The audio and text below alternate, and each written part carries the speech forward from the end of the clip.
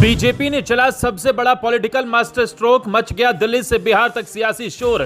क्या होने वाला है बिहार चुनाव से पहले खेला, क्यों उठा अब ये गंभीर सवाल। क्या अब दिल्ली की गद्दी पर बैठेगा कोई बिहार का चेहरा, किसके सर सजेगा उपराष्ट्रपति के पद का सेहरा। सामने आई ऐसी पॉलिटिकल खबर, विपक्षी भी देखकर हैरान। राजनीतिक पंडितों की भी उड़ जाएगी बीजेपी के फैसले से नींद, क्या दिखेगा बिहार की राजनीति में अलग सीन। हो गया चुनाव से पहले खेला, विपक्ष भी चौंक गया। सियासत की चालें बिसात पर नहीं, अब दिलो दिमाग पर खेली जा रही हैं, जिसने पूरे देश की सियासत को हिलाकर रख दिया है। इधर उपराष्ट्रपति जगदीप धनखड़ का इस्तीफा हुआ, उधर बिहार से दिल्ली तक ऐसी सियासी खलबली मची जिसने सबको हैरान कर दिया, क्योंकि खबर है कि इस वक्त सियासी शतरंज का सबसे बड़ा मोहरा बिहार के मुख्यमंत्री नीतीश कुमार बन गए हैं, जिसने बड़े बड़े राजनीतिक पंडितों की नींद उड़ा दी है।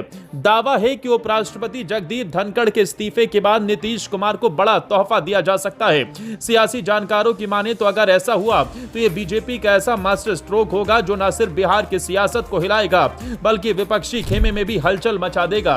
कैसे, वो आपको इस वीडियो में बताते हैं। दरअसल सोशल मीडिया और राजनीतिक गलियारों में कई नामों को लेकर अटकलें तेज हैं जो भारत के अगले उपराष्ट्रपति बन सकते हैं। इस रेस में बिहार के मुख्यमंत्री नीतीश कुमार सबसे आगे चल रहे हैं। साथ ही कांग्रेस नेता और सांसद शशि थरूर के नाम की भी खूब चर्चा हो रही है। इस रेस में जेडीयू सांसद हरिवंश नारायण सिंह को भी पहली पसंद बताया जा रहा है। सोशल मीडिया पर कई नाम चल रहे हैं, कयास लगाए जा रहे हैं कि धनखड़ का उत्तराधिकारी कौन होगा, लेकिन सबसे तेज नाम नीतीश कुमार का है।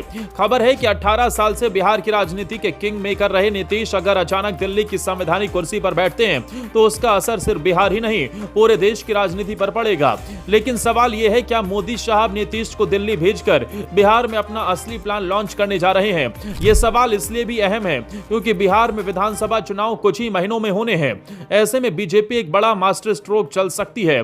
इस एक फैसले से कई तीर भी निशाने पर आ सकते हैं। राजनीतिक पंडितों का कहना है, अगर ऐसा हुआ तो बीजेपी एक ही फैसले से विपक्ष को चुप कराने का दांव, ओबीसी और ईबीसी वोट बैंक को साधना, बिहार की सत्ता में खुद की पकड़ मजबूत करना, ये दांव चल सकती है। क्योंकि उपराष्ट्रपति बनने के बाद नीतीश ना तो कोई राजनीतिक भाषण दे पाएंगे, ना संगठन चला पाएंगे, ना ही पार्टी को चुनावी मोड में ला पाएंगे।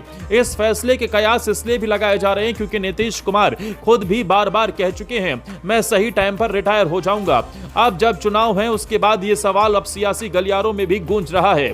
खबरों की माने तो बीजेपी के पास इस वक्त बिहार विधानसभा में 80 विधायक हैं, जबकि नीतीश कुमार की जेडीयू के पास महज 45। दावा है कि बीजेपी के अंदरूनी नेताओं में यह चर्चा लंबे समय से है कि अगला मुख्यमंत्री उन्हीं का होना चाहिए।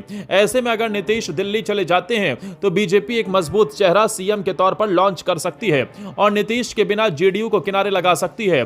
कई लोग कह रहे हैं कि यह सब कुछ एनडीए की आपसी सहमति से हो रहा है, लेकिन विपक्षी खेमा इसे नीतीश के खिलाफ सियासी साजिश बता रहा है। कुछ लोगों का मानना है कि नीतीश कुमार को धीरे धीरे उनके अपने ही राजनीतिक हथियारों से किनारे लगाया जा रहा है।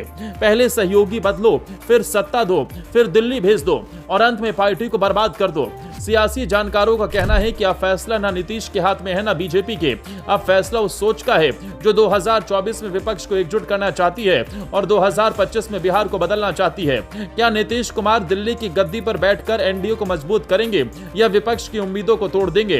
क्योंकि जो हो रहा है वो सिर्फ राजनीति नहीं बल्कि भारत की अगली सदी की दिशा भी तय कर सकता है। अब आगे आने वाले समय में क्या होता है ये देखने वाली बात होगी, लेकिन अगर बीजेपी नीतीश कुमार को उपराष्ट्रपति के पद पर लाती है तो ये मास्टर स्ट्रोक बिहार के चुनाव की दिशा और दशा बदल कर रख देगा।